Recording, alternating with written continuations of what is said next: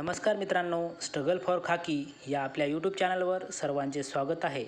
तर या लेक्चरमध्ये आपण मुंबई शहर पोलीस भरती 2026मधील 12 एप्रिल 2026 रोजी झालेल्या पेपरमधील संपूर्ण गणित आणि बुद्धिमत्तेचे प्रश्न बघणार आहे. आणि हे प्रश्न येणाऱ्या भरतीसाठी सुद्धा अत्यंत महत्त्वाचे आहेत, त्यामुळे हा व्हिडिओ शेवटपर्यंत नक्की बघा.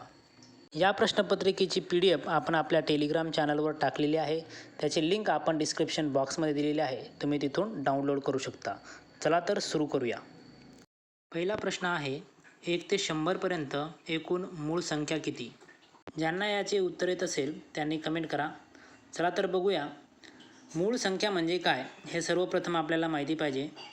तर मूळ संख्या म्हणजे अशी संख्या की ज्याला 1ने भाग जाते आणि त्याच संख्येने भाग जाते, इतर कोणत्याही संख्येने भाग जात नाही, त्याला मूळ संख्या म्हणतात. तर त्या कोणत्या संख्या आहेत बघा. 2, 3, 5, 7, 11, 13, 17, 19, 23, 29, 31, 37, 41, 43, 47, 53, 59, 61, 67, 71, 73, 79, 83, 89 आणि 97. जर या सर्व संख्या मोजल्या तर एकूण 25 संख्या आहेत. आणि हे पाठच करून ठेवा, 1 ते 100पर्यंत टोटल 25 मूळ संख्या आहेत. आणि आपल्याला प्रश्नामध्ये विचारलं होतं की एकूण मूळ संख्या किती आहेत, तर त्याचं उत्तर असणार आहे ऑप्शन सी 25. प्रश्न दुसरा आहे, 12 गुणिले 18 बरोबर 216. तर 1.2 गुणिले 1.8 बरोबर किती? म्हणजे फक्त पॉईंट शिफ्ट करायचा आहे आपल्याला. त्यांना याचे उत्तर येत असेल त्यांनी कमेंट करा. तर बघूया. 1.2 गुणिले 1.8. येथे बघा 2 पॉईंट दिलेले आहेत आणि 2 स्थळ दिलेले आहेत. सोपं आहे, फक्त आपल्याला काय करायचं आहे, 216मध्ये 2 स्थळ सोडून आपल्याला पॉईंट द्यायचा आहे. म्हणजे काय येणार आहे, 2.16. या प्रश्नाचं उत्तर असणार आहे ऑप्शन डी 2.16. प्रश्न तिसरा आहे, जर अमर 1 तासाला 20 पाने लिहितो तर त्याला 45 पाने लिहिण्यासाठी किती वेळ लागेल? हे सोपं गणित आहे, समचलनाचं हा गणित आहे. कसं सोडवायचं बघा. ही स्टेप लक्षात असू द्या.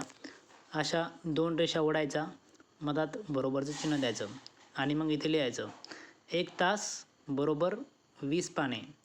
तर किती वेळ बरोबर 45 पाने. समजलं? तर 1 तासासाठी आपण 60 मिनिटे घेतलेली आहेत आणि आपण किती वेळासाठी x घेतलेला आहे. तर आपल्याला काय करायचं आहे, क्रॉस मल्टिप्लिकेशन म्हणजे तिरकस गुणाकार करून xची किंमत काढायची आहे. ती xची किंमत म्हणजेच आपलं उत्तर असणार आहे. तर चला सोडूया. 60 गुणिले 45 बरोबर x गुणिले 20. यावरून xची किंमत जर काढली तर ती किती येणार आहे, 135 मिनिटे, म्हणजेच 2 तास 15 मिनिटे. त्यामुळे याचे उत्तर असेल ऑप्शन सी 2 तास 15 मिनिटे. प्रश्न चौथा आहे, 50 मीटर लांबीच्या कापडातून रोज 5 मीटर कापड कापले तर संपूर्ण कापड कापण्यासाठी किती दिवस लागतील? तर बघा सोपं आहे, याचं उत्तर कसं काढायचं बघा. 50 भागिले 5 वजा 1, बस एवढं करायचं आहे. चला तर याला सोडूया. 5 10 हे 50, 10 वजा 1 म्हणजेच 9 हे योग्य उत्तर असणार आहे. हे लक्षात घ्या, वजा 1 करायचं आहे आपल्याला. इथे वजा 1 का करतात माहिती आहे का? 9 दिवसामध्ये बघा नमापाची 45 मीटर कापल्या जाते आणि शेवटचे 5 मीटर याला कापायची गरज नसते, ते ऑलरेडी कापलेले असते, त्यामुळे वजा 1 करतात. त्यामुळे आपल्या प्रश्नाचं उत्तर असणार आहे ऑप्शन बी 9. पुढचा प्रश्न होता, पूर्ण वर्ग नसलेल्या संख्या ओळखा. सांगा बरं कोणाला जमते, कमेंट करा. जर तुम्ही ऑप्शन बघितला तर 144 हा 12चा वर्ग आहे, 1 हा 1चा आहे, 169 13चा आहे आणि 196 14चा आहे. परंतु फरक येतो फक्त पॉईंटचा. तर लक्षात घ्या, पॉईंट हा कधीही 2 स्थळ सोडून असतो किंवा 4 स्थळ सोडून किंवा 6 स्थळ 8 स्थळ अशा पद्धतीने 2-2च्या फरकाने दशांश चिन्ह दिले जाते.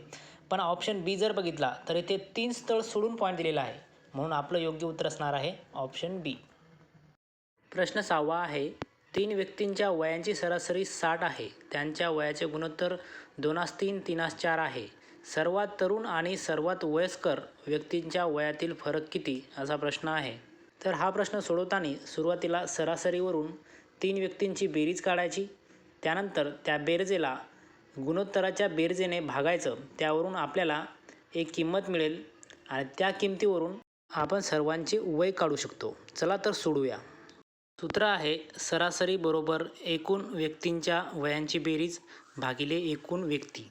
सरासरी आहे 60 बरोबर वयांची बेरीज भागिले 3 व्यक्ती. 60 त्रिक 180 वयाची बेरीज 180. तर त्या 3 व्यक्तीच्या वयांची बेरीज आलेली आहे 180. पुढची स्टेप आहे 180 भागिले 2 + 3 + 4 बरोबर 180 भागिले 9. याचे उत्तर येईल 20.